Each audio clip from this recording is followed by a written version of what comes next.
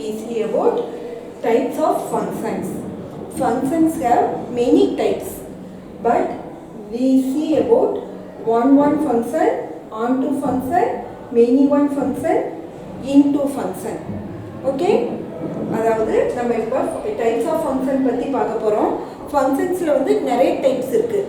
சரி கண்ணு, அதில் நம்ம எதை பற்றி எந்த டைப்பை பற்றி பார்க்க போகிறோம், எதை பற்றி பார்க்க போகிறோம்னா ஒன் ஃபங்க்ஷன்னா என்ன, onto ஃபங்க்ஷன்னா என்ன, many one ஃபங்க்ஷன்னா என்ன, into ஃபங்க்ஷன்னா என்ன, இதை பற்றி மட்டும்தான் பார்க்க போகிறோம்.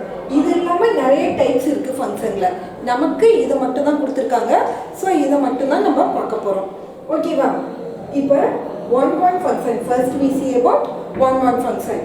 One function means distinct element in A have image in distinct element in B. அதாவது ஏங்கிற ஒரு செட் எடுத்துக்கிறோம், பிங்கிற ஒரு செட் எடுத்துக்கிறோம். ஓகேவா? 1 2 3 4 இருக்கு, இங்கே 5 6 7 8 இருக்கு. 1 5க்கு மேட்ச் ஆகுது, 2 6க்கு மேட்ச் ஆகுது, 8 9 எடுத்துக்கலாம். இந்த மாதிரி இருக்குன்னு வச்சுக்கோங்க. இது ஒரு ஃபங்க்ஷன். ஓகேவா?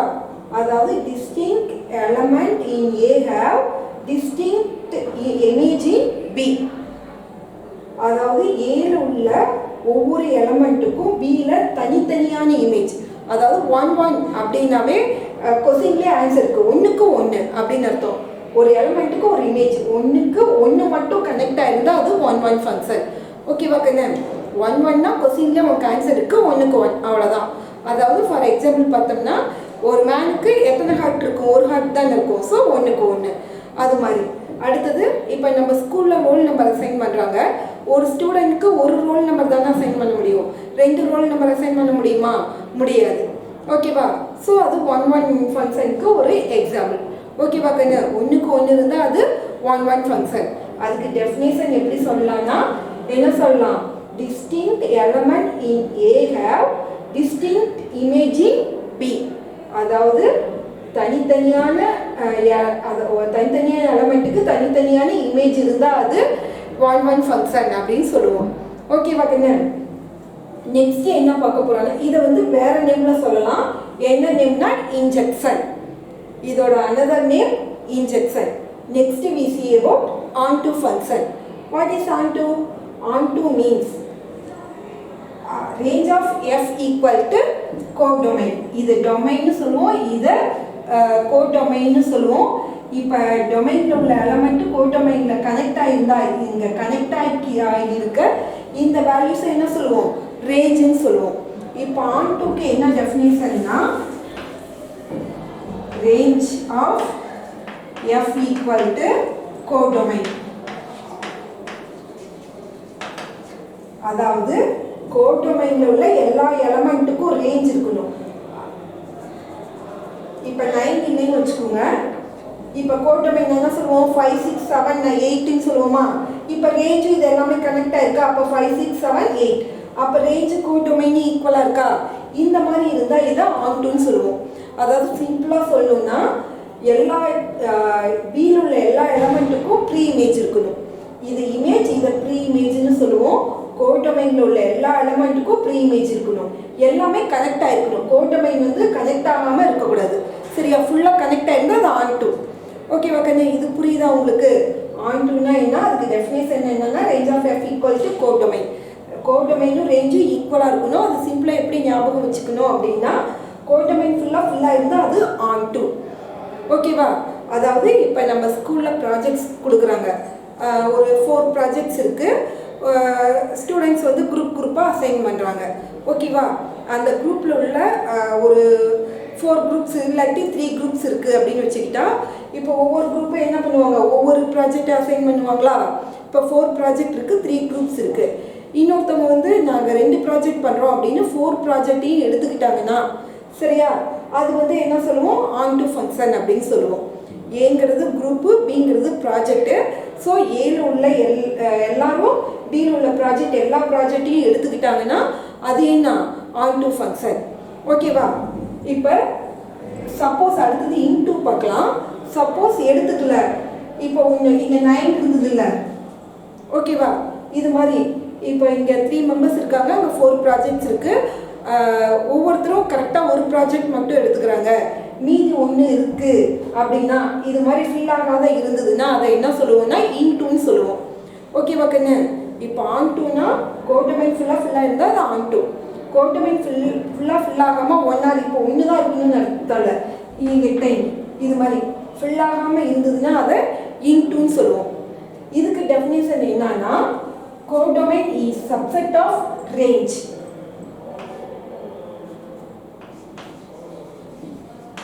Range is subset of codomain. Proper subset of, இது சப்செட்னு படிக்க கூடாது, சப்செட்னா கீழே கோடு வரும், இந்த மாதிரி போட்டா இது ப்ராப்பர் சப்செட். ப்ராப்பர் சப்செட் அப்படின்னா என்ன அப்படின்னா ஈக்குவல் வராது, அதாவது இது இருந்ததுன்னா இது ஈக்குவலாகவும் இருக்கும், இதுக்குள்ளேயும் இருக்கும் அப்படின்னு அர்த்தம். இந்த கோடு இல்லாமல் இருந்தால் கண்டிப்பாக இது பெருசு, ரேஞ்ச் சின்னதாக தான் இருக்கும் அப்படின்னு அர்த்தம். ஓகேவா? புரியுதா கண்ணு? இன்டூக்கு டெஃபினேஷன் என்ன அப்படின்னு பார்த்தோம்னா, range of f is proper subset of codomain. Proper சப்செட்னா இந்த மாதிரி சிம்பிள் போடுவோம், இது ப்ராப்பர் சப்செட். ஓகேவா? ப்ராப்பர் சப்செட் ஆஃப் கோடொமைன், அதாவது ரேஞ்ச் வந்து கோடொமைனுக்குள்ளே இருக்கும் அப்படின்னு, கோடொமைன் பெருசாக இருக்கும் அதுக்குள்ளே ரேஞ்ச், அதாவது 1 or 2 elements more then 1 elements connect ஆகாமல் இருந்தால் அதை வந்து என்ன சொல்லுவோம்? இன்டூன்னு சொல்லுவோம். பிங்கிற செட்டில் மோர் தென் 1 எலமெண்ட்ஸ் கனெக்ட் ஆகாமல் இருந்தால் அதை இன்டூன்னு சொல்லுவோம். புரியுதா கண்ணு? Next many one. இதுவும் நமக்கு என்ன தெரியுது, கொஸ்டின்லேயே ஆன்சர் இருக்குது. மெனி ஒன்னா அதாவது மோர் தென் 1 எலமெண்ட்ஸ் வந்து 1 எலமெண்ட்க்கு ஒரே இமேஜ் இருந்தால் அது வந்து என்ன சொல்லுவோம்? மெனி ஒன்னு சொல்லுவோம். ஓகேவா? இப்போ 1 5ஓட கனெக்ட் ஆகிருக்கு, 2 5ஓட கனெக்ட் ஆகிருக்கு, 2 எலமெண்ட்டுக்கு ஒரு இமேஜ் இருக்குது. இப்படி இருந்தால் இதை என்ன சொல்லுவோம்? மெனி ஒன் அப்படின்னு சொல்லுவோம். 1 or more than 1 எலமெண்ட்டு. இப்போ இதுவும் 5K கனெக்ட் ஆகுதுன்னு வச்சுக்கலாம், இதுவும் என்ன? மெனி ஒன் தான். ஓகேவா? புரியுதா கண்ணு? அதாவது ஒரு எலமெண்ட்டுக்கு மேலே ஒரு இது 3 எலமெண்ட்ஸ்க்கு வந்து ஒரு இமேஜ் இருக்குது, சரியா? மோர் தென் 1 எலமெண்ட்டுக்கு சேம் இமேஜ் இருந்ததுன்னா அதை என்ன சொல்லுவோம்? மெனி ஒன் அப்படின்னு சொல்லுவோம். ஃபார் எக்ஸாம்பிள் பார்த்தோம்னா, இப்போ நம்ம ஃபிலிம்க்கு போகிறோம், சரியா? படத்துக்கு போகும்போது 4 பேர் 5 பேர் சேர்ந்து தானே ஒரு படத்துக்கு போவோம். ஒருத்தர் வந்து 2-3 படத்தை ஒரே டைமில் பார்க்க முடியாது, பட் 4 மெம்பர்ஸ் சேர்ந்து ஒரு ஃபிலிம்க்கு போகலாம், அதுதான் மெனி ஒன். ஓகேவா? இப்போ இந்த 3 மெம்பர்ஸும் சேர்ந்து இந்த ஃபிலிம்க்கு போகிறாங்க அப்படின்னு மீனிங். புரியுதா கண்ணு? மெனி ஒன்னா என்ன அப்படின்னு தெரியுதா? ஸோ நம்ம என்னென்ன பார்த்தோம் டைப்ஸ் ஆஃப் ஃபங்க்ஷனில், 1-1 function, onto function, many one function, into function. 1-1னா 1க்கு 1 கனெக்ட் ஆகிருக்கணும். ஆன்-டூனா கோடொமைனில் இதில் உள்ள எல்லா எலமெண்ட்டுக்கும் என்ன இருக்கணும்? ப்ரீ இமேஜ் இருக்கணும். இதில் உள்ள எல்லா எலமெண்ட்டும் கனெக்ட் ஆகிருந்தால் அது ஆன்-டூ. இன்-டூனா ஏதாவது 1 or 2 எலமெண்ட்ஸ் வந்து கனெக்ட் ஆகாமல், மோர் தென் 1 எலமெண்ட்ஸ் கனெக்ட் ஆகாமல் இருந்ததுன்னா அதை என்ன சொல்லுவோம்? இன்டூன்னு சொல்லுவோம். சரியா? இப்போ மெனி ஒன் அப்படின்னா என்ன அர்த்தம் அப்படின்னா, இப்போ வந்து 1 or more எலமெண்ட்டுக்கு வந்து ஒரே இமேஜ் இருந்ததுன்னா அதை வந்து என்ன சொல்லுவோம்? மெனி ஒன்னு சொல்லுவோம். மோர் தென் 1 எலமெண்ட்டுக்கு ஒரே இமேஜ், சேம் இமேஜ் இருந்தால் அதை என்ன சொல்லுவோம்? மெனி ஒன் அப்படின்னு சொல்லுவோம். ஓகேவா கண்ணு? இப்போ இது உங்களுக்கு புரியுதா? இப்போ பார்த்தோம்னா 1-1 ஃபங்க்ஷனை இன்ஜெக்ஷன்னு அனதர் நேம் சொல்லுவோம். நெக்ஸ்ட்டு ஆன்-டூ ஃபங்க்ஷனோட அனதர் நேம் என்னன்னா சப்ஜெக்ஷன். ஓகேவா? இப்போ இது ரெண்டையும் ஒரே இதில் இருந்ததுன்னா, இந்த 1-1 ஃபங்க்ஷன் அண்ட் ஆன்-டூ ரெண்டும் ஒரே ஃபங்க்ஷனில் இருந்தால் அதை என்ன சொல்லுவோம்? பைஜெக்ஷன் அப்படின்னு சொல்லுவோம். அதுக்கு எக்ஸாம்பிள் பாருங்க.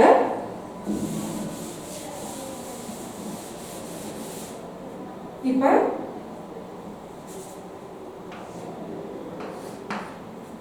1 2 3 4. இப்போ இதில் பாருங்க, 1க்கு 1 கனெக்ட் ஆயிருக்கு, சரியா? இப்போ கோடொமைன் ஃபுல்லாக என்ன இருக்குது? ஃபில் ஆயிருக்கு. கோடொமைனில் உள்ள எல்லா எலமெண்ட்டுக்கும் ப்ரீ இமேஜ் இருக்குது. இப்போ 1க்கு 1 கனெக்ட் ஆனதுனால இதை 1-1 ஃபங்க்ஷன்னு சொல்லலாம். அடுத்தது கோடொமைன் ஃபுல்லாக ஃபில்லாக இருக்கிறதுனால இதை ஆன்-டூ ஃபங்க்ஷன்னு சொல்லலாம். ஸோ இதில் 2 இருக்குது, 2 டைப்ஸ் ஆஃப் ஃபங்க்ஷன் இருக்குது, 1-1 function and on-two function. So இதை என்ன சொல்லலாம்? 1-1 அண்ட் ஆன்-டூ. இந்த மாதிரி 2 இருந்தால் அதுக்கு ஒரு நேம் இருக்குது. அது என்ன நேம் அப்படின்னு பார்த்தோம்னா பைஜெக்ஷன். ஓகேவா. 1 and onto function we call bijection. 1 and onto ரெண்டு ஒரே இதில் இருந்தால் அதை என்ன சொல்லுவோம், பைஜெக்ஷன்னு சொல்லுவோம். ஓகேங்க. இப்போ ஃபங்க்ஷனுக்கு சம் எக்ஸாம்பிள் பார்ப்போம். நான் சொல்கிற ஃபங்க்ஷனில் என்னன்னு சொல்லுங்கள்.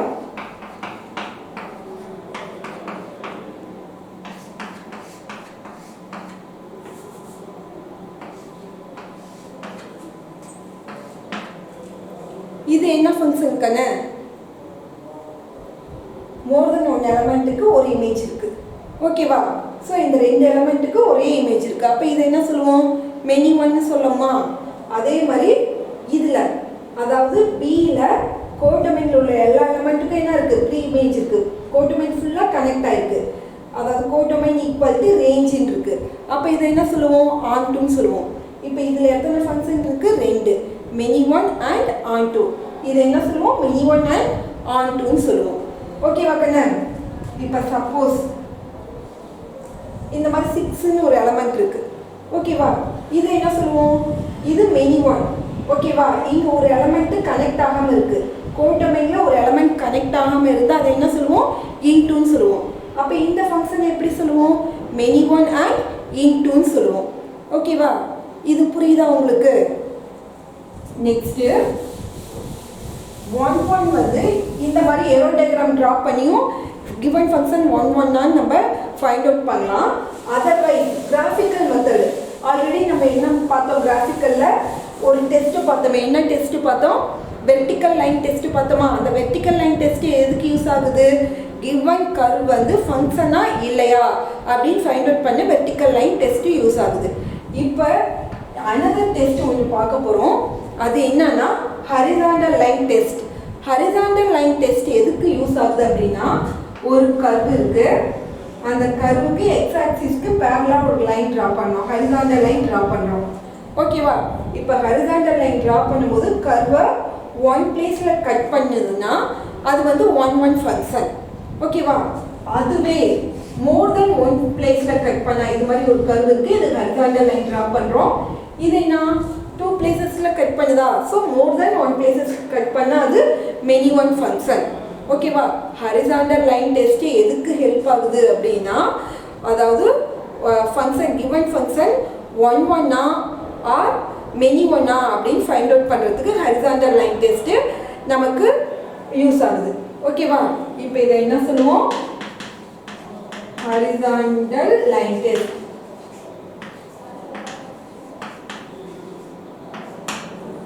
ஓகேவா.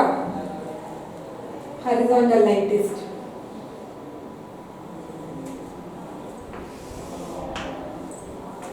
இந்த ஹரிசாண்டல் லைன் டெஸ்ட் எதுக்கு யூஸ் ஆகுது, given curve 1 மெனி ஒன்னா ஃபைண்ட் அவுட் பண்ண யூஸ் ஆகுது. வெர்டிக்கல் லைன் டெஸ்ட் எதுக்கு யூஸ் ஆகுது, given curve வந்து ஃபங்க்ஷனா இல்லையான்னு ஃபைண்ட் அவுட் பண்ண. ஓகேவா. Horizontal line test given curve 1 many ஒன்னா அப்படின்னு ஃபைண்ட் அவுட் பண்ண ஹெல்ப் ஆகுது. ஓகே. நெக்ஸ்ட்டு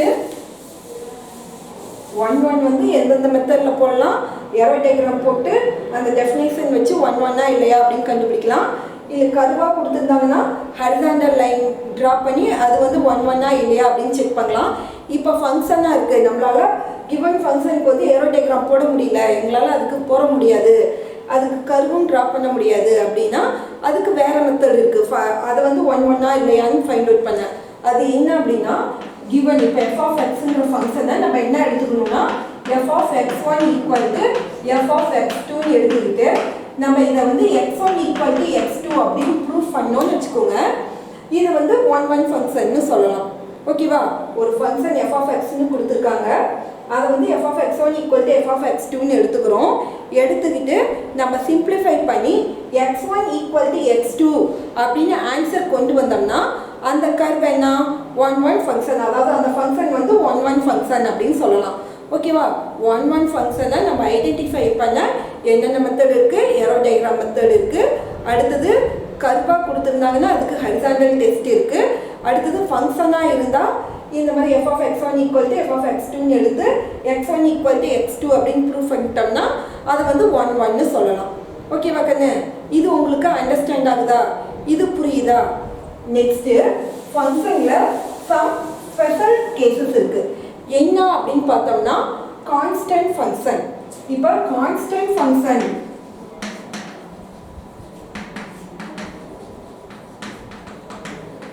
ஃபர்ஸ்ட் பார்க்க போறது கான்ஸ்டன்ட் ஃபங்க்ஷன். இப்போ கான்ஸ்டன்ட் ஃபங்க்ஷன்னா என்ன அப்படின்னு பார்த்தோம்னா இப்போ இந்த மாதிரி ரெண்டு செட் A B கொடுத்துருக்காங்க. இந்த 2ங்கிற வேல்யூ இதில் உள்ள எல்லா வேல்யூமே ஒரே நம்பருக்கு கனெக்ட் ஆனால் அது கான்ஸ்டன்ட் ஃபங்க்ஷன் அப்படின்னு சொல்லுவோம். சரியா? டொமைனில் உள்ள எல்லா வேல்யூக்கும் கோடொமைனில் ஒரே இமேஜ் இருந்ததுன்னா அதை கான்ஸ்டன்ட் ஃபங்க்ஷன் சொல்லுவோம். ஃபார் எக்ஸாம்பிள் பாருங்க, இப்போ f of x equal to 5ன்னு வச்சுக்கோங்க. இப்போ இதுக்கு x equal to 1ன்னு கொடுத்தாலும் 5 தான் வரும். ஏன்னா xக்கு வேல்யூவே இல்லைல்ல. So f of x equal to 2 கொடுத்தாலும் என்ன வரும்? 5 தான் வரும். x equal to 3 கொடுத்தாலும் 5 தான் வரும். எந்த நம்பர் கொடுத்தாலும் நமக்கு என்ன வரும்? 5 தான் வரும். ஸோ இப்போ ஏல உள்ள எல்லா எலமெண்ட்டும் எதுக்கு கனெக்ட் ஆகும்? 5க்கு தான் கனெக்ட் ஆகும். இது மாதிரி எல்லா எலமெண்ட்டும் ஒரே வேல்யூக்கு கனெக்ட் ஆனால் இதை என்ன சொல்லுவோம்? கான்ஸ்டன்ட் ஃபங்க்ஷன் சொல்லுவோம். Next we see about another function.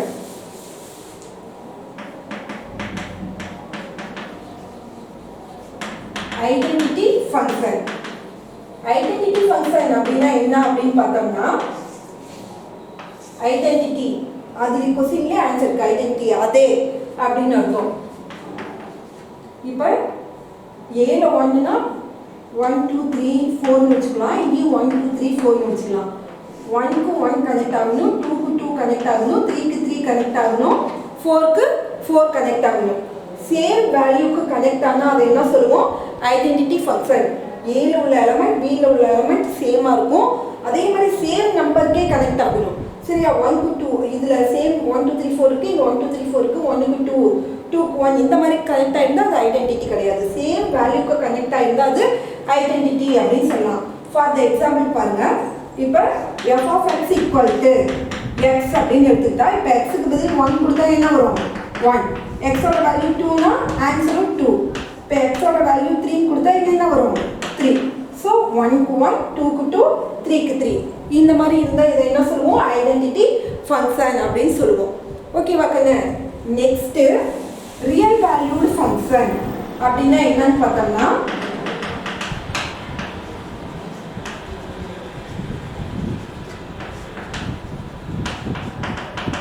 Real valued function. இப்போ ரியல் வேல்யூட் ஃபங்க்ஷன் அப்படின்னா ஏல உள்ள டொமைனில் உள்ள எல்லா நம்பரும் ரியல் வேல்யூவாக இருந்தால் அது ஃபங்க்ஷன் ஆகி நமக்கு வெளியே வரும்போது பியில் உள்ள எல்லா வேல்யூவும் எப்படி இருக்கும்? ரியலாக இருக்கும். அந்த மாதிரி இருந்தால் அதை ரியல் வேல்யூட் ஃபங்க்ஷன் அப்படின்னு சொல்லுவோம். ஓகேவா கண்ணு? இப்போ இதெல்லாம் புரியுதா? இதுதான் இந்த டாப்பிக்கோட எக்ஸசைஸ் 1.4ஓட இன்ட்ரோடக்ஷன். இப்போ எக்ஸசைஸ் 1.4ல் என்னென்ன பார்க்க போகிறோம்னா how to represent function, next vertical line test. இது எதுக்கு யூஸ் ஆகுதுன்னா given curve வந்து function or not அப்படின்னு ஃபைண்ட் அவுட் பண்ண vertical line test யூஸ் ஆகுது. Next type of function. Type of ஃபங்க்ஷனில் how many types இருக்கு? one function, onto function, into function, many one function. ஓகேவா? Next one function find out பண்ணுறதுக்கு நமக்கு என்னென்ன method தெரியும்னா எரோ டயக்ராம் மெத்தட். அடுத்தது கர்வை ஒன் ஃபைண்ட் அவுட் பண்ண ஹரிசாண்டல் டெஸ்ட் இருக்குது. நெக்ஸ்ட்டு ஃபங்க்ஷனாக கொடுத்தா f of x1 equal to f of x2ன்னு எடுத்துக்கிட்டு x1 equal to x2ன்னு ப்ரூஃப் பண்ணோம்னா அது ஒன் ஃபங்க்ஷன்னு சொல்லலாம். நெக்ஸ்ட்டு ஃபங்க்ஷனில் சம் ஸ்பெஷல் கேசஸ் இருக்குது. அது என்னன்னு பார்த்தோம்னா கான்ஸ்டன்ட் ஃபங்க்ஷன்.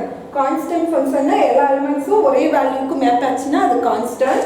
அடுத்தது ஐடென்டி ஃபங்க்ஷன்னா சேம் வேல்யூக்கு டொமைன் அண்ட் கோடொமைனில் சேம் வேல்யூக்கு கனெக்ட் ஆச்சுன்னா அது ஐடென்டிட்டி ஃபங்க்ஷன்.